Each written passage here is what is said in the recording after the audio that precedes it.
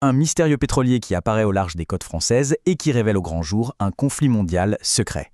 Aujourd'hui, on décortique cette histoire incroyable. Alors, plantons le décor. Fin septembre 2025, un navire gigantesque, le Pushpa, se met à naviguer en cercle juste à l'extérieur des eaux françaises. Forcément, un manège pareil, ça alarme immédiatement les autorités maritimes. Son trajet, c'était tout sauf une ligne droite. Ses déplacements en mer Baltique ont coïncidé, comme par hasard, avec de grosses alertes de sécurité avant qu'il ne fasse ce détour complètement imprévu et inexpliqué vers les côtes françaises. Évidemment, ce comportement plus que suspect a provoqué une réponse assez spectaculaire. Les forces spéciales françaises sont montées à bord pour mener l'enquête. Et là, ce qui n'était qu'une bizarrerie est devenu un véritable incident international. Alors, comment un simple pétrolier a-t-il pu se retrouver au centre d'une affaire d'État ? Pour le comprendre, on va tout décortiquer. Son détour étrange, la fameuse flotte fantôme à laquelle il appartient, son rôle possible comme base pour des drones, et enfin, la confrontation au sommet qu'il a déclenchée. Pour vraiment saisir l'affaire du Pushpa, il faut d'abord comprendre le réseau très secret auquel il appartient. C'est ce qu'on appelle la flotte fantôme. Il ne s'agit pas d'un navire qui agit en solo, non.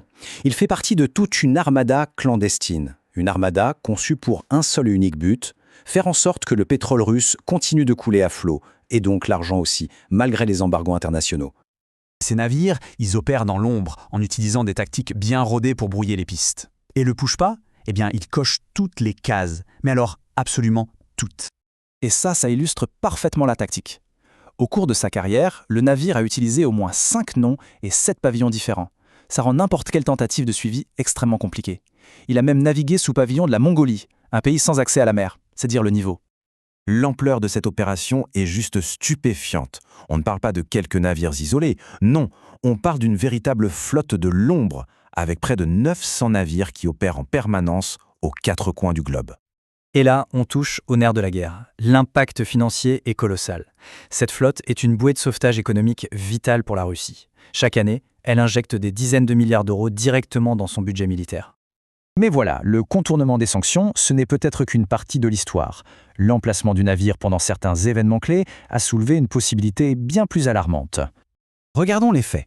Alors que le président Macron a appelé à la prudence, les autorités danoises, elles, ont évoqué très sérieusement la possibilité que les drones soient venus d'un navire en mer.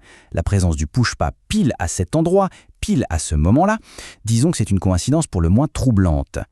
En fait, ce soupçon s'inscrit parfaitement dans une stratégie contre laquelle les agences de renseignement occidentales nous alertent depuis des années, ce qu'on appelle la guerre hybride menée par la Russie.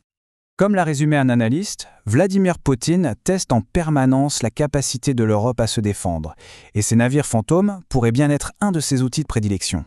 L'intersection du Pushpa est très vite passée d'un simple problème maritime à une confrontation directe entre chefs d'État. D'un côté, à Copenhague, le président Macron a présenté cette action comme une étape indispensable pour faire respecter les sanctions et surtout pour couper les vivres de la guerre en Ukraine. De l'autre, depuis Sotchi, Vladimir Poutine a immédiatement contre-attaqué. Pour lui, c'est de la piraterie illégale, une simple manœuvre politique du gouvernement français. Le ton est radicalement différent.